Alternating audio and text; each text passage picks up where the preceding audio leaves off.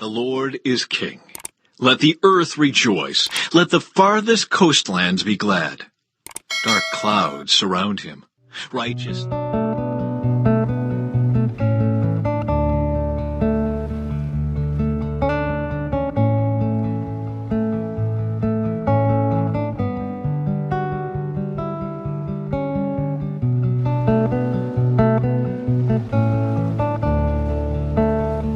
Psalm 97.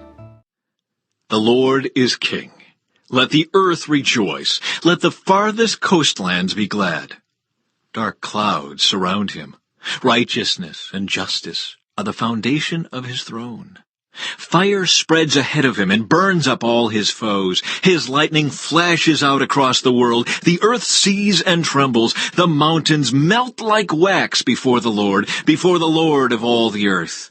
The heavens proclaim his righteousness. Every nation sees his glory. Those who worship idols are disgraced, all who brag about their worthless gods, for every god must bow to him. Jerusalem has heard and rejoiced, and all the towns of Judah are glad because of your justice, O Lord. For you, O Lord, are supreme over all the earth. You are exalted far above all gods. You who love the Lord hate evil. He protects the lives of his godly people and rescues them from the power of the wicked.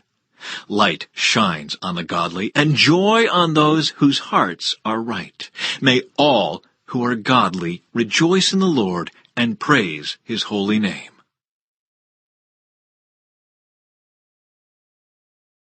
Even though I am a free man with no master, I have become a slave to all people to bring many to Christ. When I was with the Jews, I lived like a Jew to bring the Jews to Christ.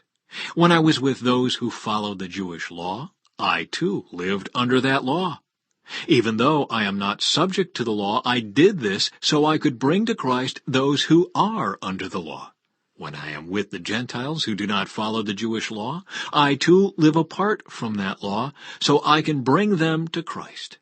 But I do not ignore the law of God. I obey the law of Christ. When I am with those who are weak, I share their weakness, for I want to bring the weak to Christ. Yes, I try to find common ground with everyone, doing everything I can to save some. I do everything to spread the good news and share in its blessings. Don't you realize that in a race, everyone runs, but only one person gets the prize? So run to win. All athletes are disciplined in their training. They do it to win a prize that will fade away, but we do it for an eternal prize. So I run with purpose in every step. I'm not just shadow boxing.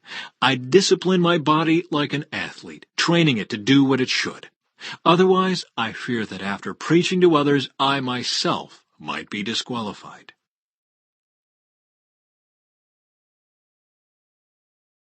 I don't want you to forget, dear brothers and sisters, about our ancestors in the wilderness long ago. All of them were guided by a cloud that moved ahead of them, and all of them walked through the sea on dry ground. In the cloud and in the sea, all of them were baptized as followers of Moses. All of them ate the same spiritual food, and all of them drank the same spiritual water. For they drank from the spiritual rock that traveled with them, and that rock was Christ. Yet God was not pleased with most of them, and their bodies were scattered in the wilderness. These things happened as a warning to us, so that we would not crave evil things as they did, or worship idols as some of them did. As the Scriptures say, the people celebrated with feasting and drinking, and they indulged in pagan revelry. And we must not engage in sexual immorality as some of them did, causing 23,000 of them to die in one day. Nor should we put Christ to the test, as some of them did and then died from snake bites. And don't grumble as some of them did, and then were destroyed by the angel of death. These things happened to them as examples for us. They were written down to warn us who live at the end of the age. If you think you are standing strong, be careful not to fall. The temptations in your life are no different from what others experience. And God is faithful. He will not allow the temptation to be more than you can stand. When you are tempted, He will show you a way out so that you can endure. Chapter 2. Preparations for building the temple. Solomon decided to build a temple to honor the name of the Lord and also a royal palace for himself. He enlisted a force of 70,000 laborers, 80,000 men to quarry stone in the hill country, and 3,600 foremen. Solomon also sent this message to King Hiram at Tyre. "Send me cedar logs, as you did for my father David when he was building his palace. I am about to build a temple to honor the name of the Lord my God.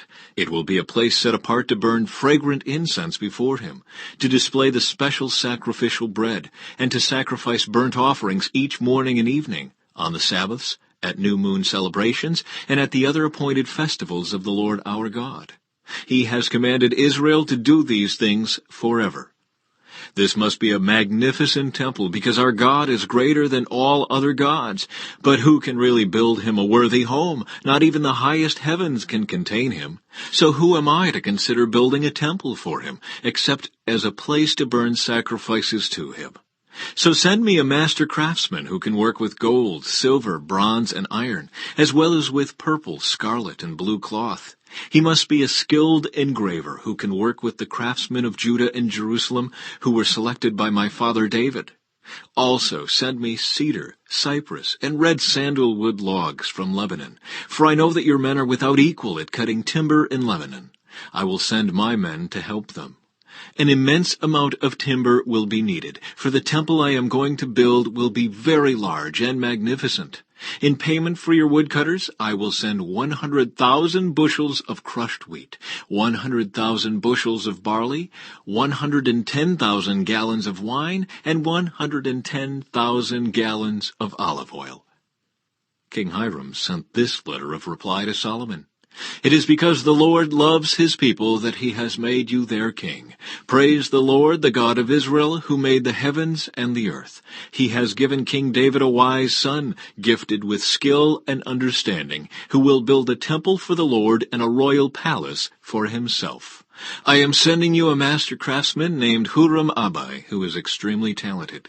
His mother is from the tribe of Dan in Israel, and his father is from Tyre. He is skillful at making things from gold, silver, bronze, and iron, and he also works with stone and wood. He can work with purple, blue, and scarlet cloth and fine linen. He is also an engraver and can follow any design given to him. He will work with your craftsmen and those appointed by my lord David, your father. Send along the wheat, barley, olive oil, and wine that my lord has mentioned. We will cut whatever timber you need from the Lebanon mountains and will float the logs in rafts down the coast of the Mediterranean Sea to Joppa. From there you can transport the logs up to Jerusalem." Solomon took a census of all foreigners in the land of Israel, like the census his father had taken, and he counted 153,600. He assigned 70,000 of them as common laborers, 80,000 as quarry workers in the hill country, and 3,600 as foremen.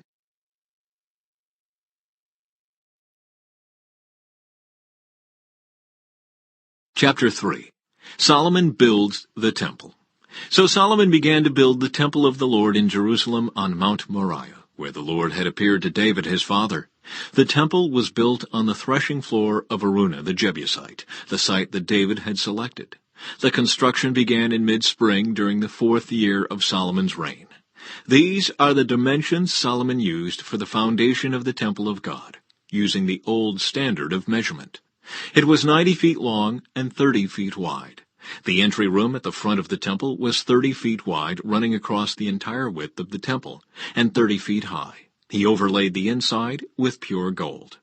He paneled the main room of the temple with cypress wood, overlaid it with fine gold, and decorated it with carvings of palm trees and chains. He decorated the walls of the temple with beautiful jewels, and with gold from the land of Parvaim. He overlaid the beams, thresholds, walls, and doors throughout the temple with gold, and he carved figures of cherubim on the walls. He made the most holy place 30 feet wide, corresponding to the width of the temple, and 30 feet deep. He overlaid its interior with 23 tons of fine gold. The gold nails that were used weighed 20 ounces each. He also overlaid the walls of the upper rooms with gold. He made 2 figures shaped like cherubim, overlaid them with gold, and placed them in the most holy place. The total wingspan of the two cherubim standing side by side was 30 feet. One wing of the first figure was 7.5 feet long, and it touched the temple wall. The other wing, also 7.5 feet long, touched one of the wings of the second figure. In the same way, the second figure had one wing 7.5 feet long that touched the opposite wall. The other wing, also 7.5 feet long, touched the wing of the first figure. So the wingspan of the two cherubim side by side was 30 feet. They stood on their feet and faced out toward the main room of the temple. Across the entrance of the most holy place, he hung a curtain made of fine linen, decorated with blue, purple, and scarlet thread, and embroidered with figures of cherubim. For the front of the temple he made 2 pillars that were 27 feet tall, each topped by a capital extending upward another 7.5 feet. He made a network of interwoven chains and used them to decorate the tops of the pillars. He also made 100 decorative pomegranates and attached them to the chains. Then he set up the 2 pillars at the entrance of the temple, one to the south of the entrance and the other to the north. He named the one on the south Jachin and the one on the north Boaz.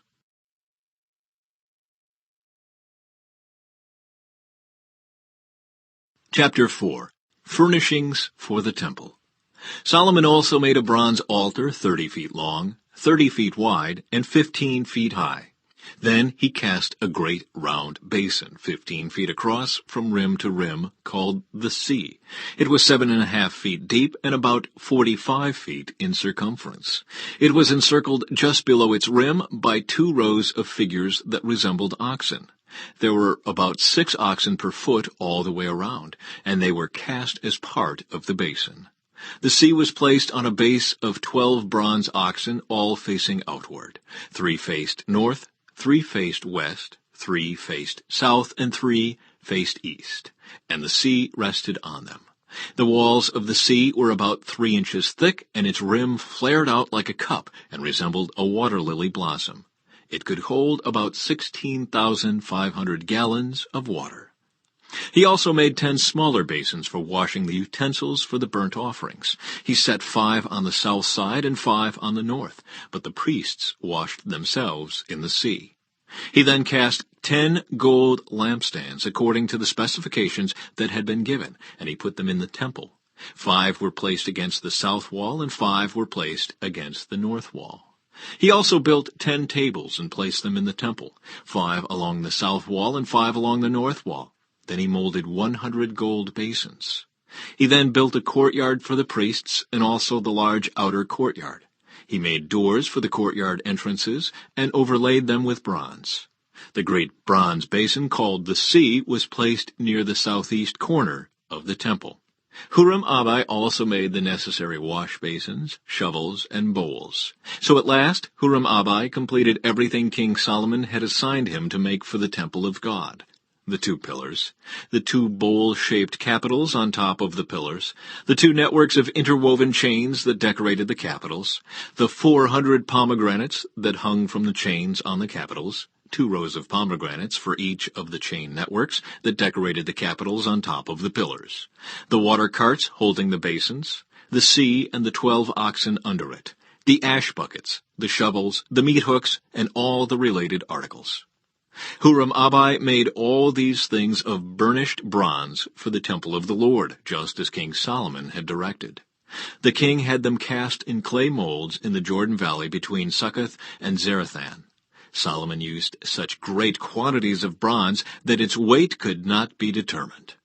Solomon also made all the furnishings for the temple of God, the gold altar, the tables for the bread of the presence, the lampstands and their lamps of solid gold to burn in front of the most holy place, as prescribed, the flower decorations, lamps and tongs, all of the purest gold, the lamp snuffers, bowls, dishes, and incense burners, all of solid gold, the doors for the entrances to the most holy place, and the main room of the temple, overlaid with gold.